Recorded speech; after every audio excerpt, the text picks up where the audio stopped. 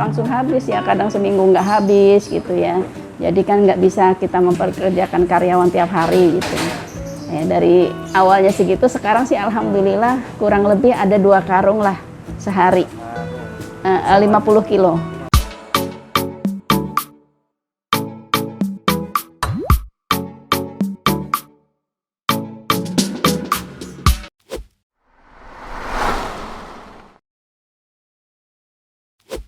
Assalamualaikum, berjumpa lagi dengan Fauzi. Saat ini saya berada di UMKM yang bergerak dalam usaha pembuatan donat di sekitar Depok. Donat ini merupakan makanan yang sangat disukai oleh masyarakat. Saat ini kita akan ngobrol-ngobrol dengan pemilik pembuat donat ini yang ternyata bisa mengembangkan donat menjadi frozen atau donat beku. Seperti apa kisah dan ceritanya? Ikuti terus videonya sampai selesai. Kemudian kita akan tahu bagaimana donat ini dikembangkan. Jangan lupa like, komen, dan share agar tidak ketinggalan dengan video-video saya selanjutnya.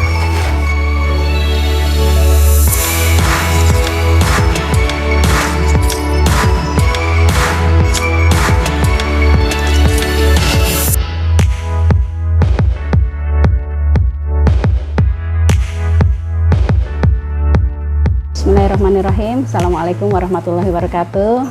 Nama saya Ibu Endah, putranya 4 ya.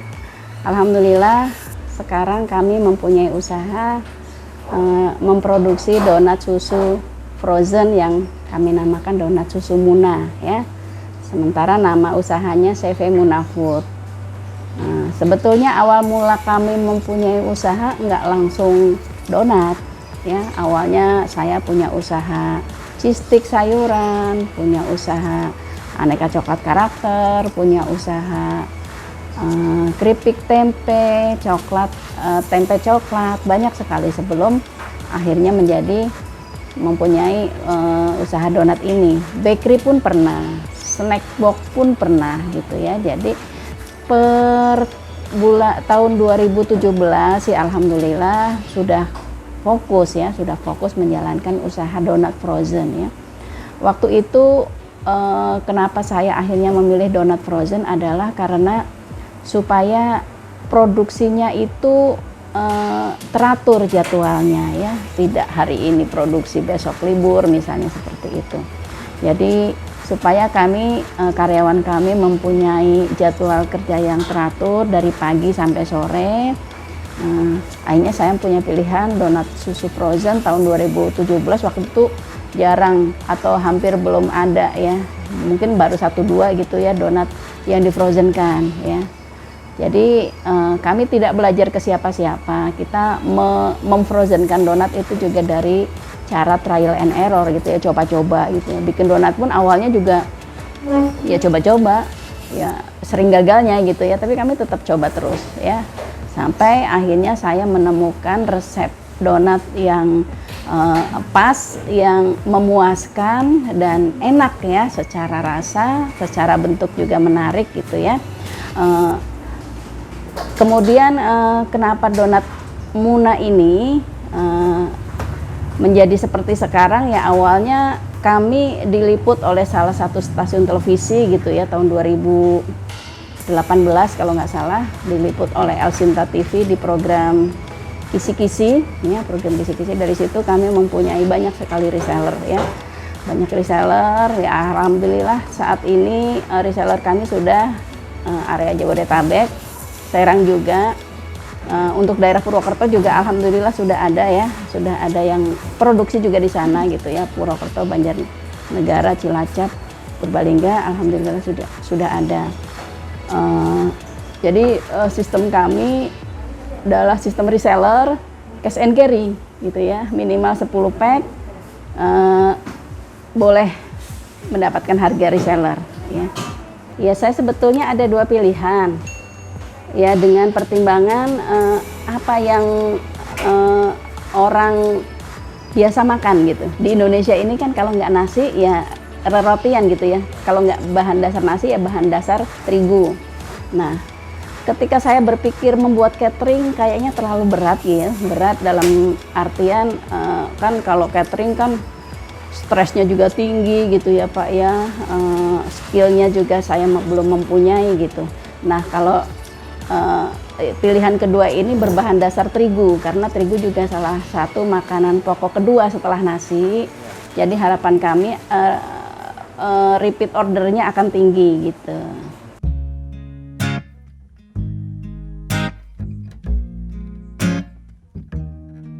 Masih ada karyawan saya yang dari pertama saya memulai bekerja itu Mpok Ai yang tugasnya ngadon ya. Itu pertama saya produksi donat ya beliau sudah ikut saya ya. Pertama dari 2 kilo ya 2 kilo donat, kemudian 6 kilo. Dengan berapa jadi berapa? 2 kilo jadi 2 kilo jadi berapa ya Po waktu itu? 2 kilo itu sekitar 40 berarti. Bukan, 2 kilo itu sama dengan berapa pack ya, sekitar 15 pack. 15 pack kalau 2 kilo. 150. Dari 2 kilo, kemudian 6 kilo gitu. Sehari paling tidak itu dulu paling banyak itu 6 kilo. 6 kilo. 6 kilo ya sekitar 30 pack.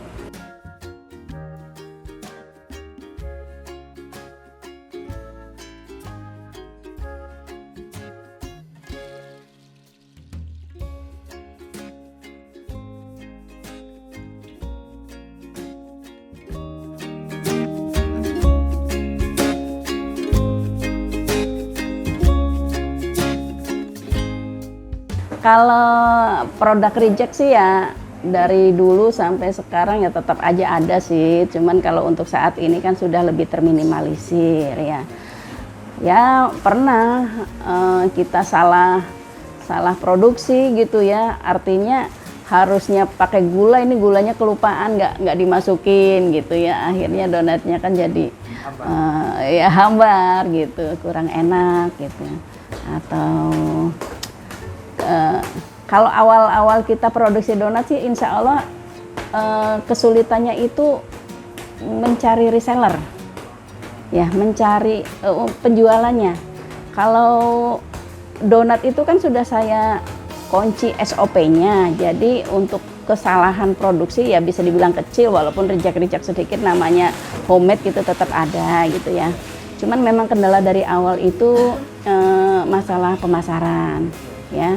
Pemasaran di awal itu ya pernah seminggu nggak ada yang beli sama sekali gitu ya, tapi kami tetap memperkenalkan baik melalui bazar, melalui pertemanan, melalui nyicipin ke orang gitu ya.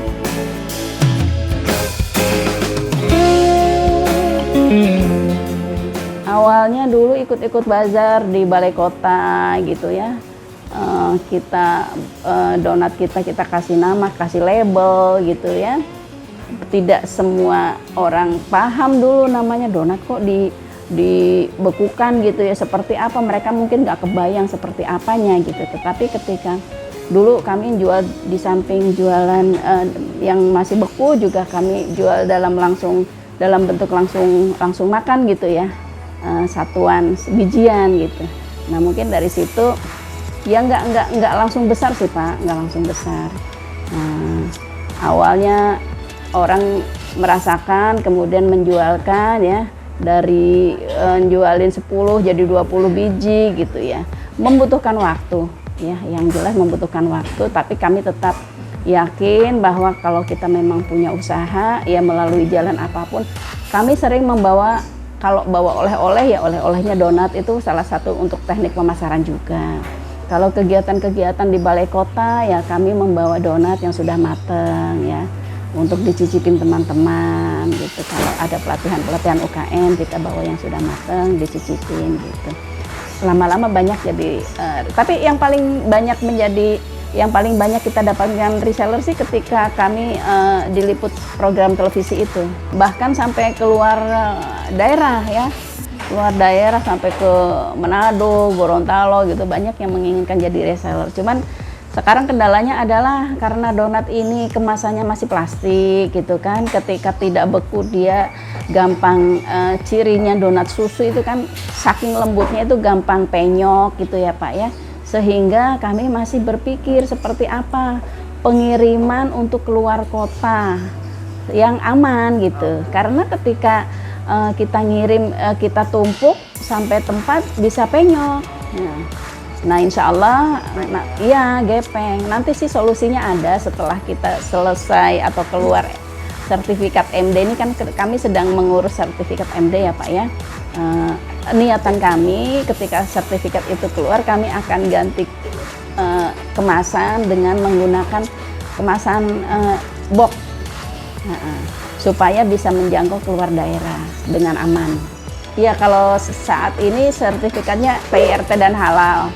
Dulu karyawannya 2 sih, pertama-tama ya. Jadi asisten rumah tangga sama meng-hire 1 karyawan, kalau sekarang sudah 8. Iya, awal-awal pandemi dulu 10 lebih ya. Sekitar 10, tapi sekarang pandemi sudah melandai, kami bisa backup lah dengan 8 karyawan ini. Sebelum pandemi kami karyawan 5, ruang produksi masih itu Pak, masih itu separoh gitu ya. Setelah pandemi luar biasa permintaannya, bahkan sampai 500% ya, dan kita nambah karyawan jadi dari 5 menjadi 10. Produksi juga sampai dulu awal pandemi itu sampai 3 karung ya, kalau sekarang sudah normal sih 2 karungan. Jadi bagi kami pandemi itu omsetnya melejit luar biasa.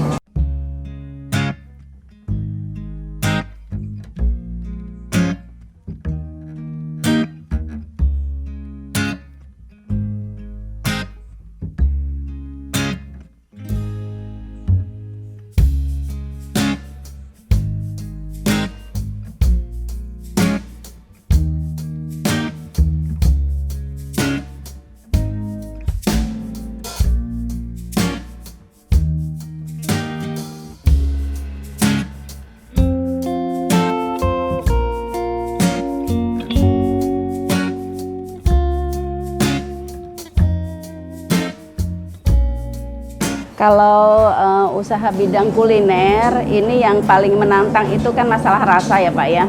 Masalah rasa, saran saya kita mempunyai SOP yang jelas tentang takaran produk kita ya. Jangan takaran itu berdasarkan kira-kira ya. Kadang-kadang kan teman-teman usaha kuliner ya membuat makanan tidak ditimbang ya, dengan perasaan. Akhirnya hari ini dengan besok rasa makanannya beda ya. Itu kalau di kami sangat kami hindarkan. Bahkan untuk merek pun ya, untuk merek pun diusahakan sama. Ini dalam rangka untuk mempertahankan cita rasa dari awal sampai sekarang, itu rasanya tetap sama karena bahan yang kami gunakan sama, tidak ada pengurangan ya. Walaupun katakanlah kalau harga telur itu kan sangat naik turun ya Pak ya, kadang 250.000, kadang sampai 390.000 satu peti, tapi kami tidak mengurangi jumlah takaran yang seharusnya ada gitu. Jadi SOP takaran bahan-bahan itu penting sekali diperhatikan supaya customer kita tidak kecewa. Oh, kok rasanya begini ya, dulu padahal begini gitu. Berubah. Karena kami kan untuk saat ini reseller kami sekitar 60 lebih ya. Bahkan dulu sebelum pandemi ada 120 gitu ya. Sekarang yang bertahan masih 60 orang ya. Nah, itu berdasarkan bincang-bincang dengan para reseller. Ya, akhirnya untuk ke marketplace kebanyakan reseller yang memegang. Ya, kami di sini mensuplai kebutuhan para reseller, gitu, supaya nggak bersaing harga juga, ya.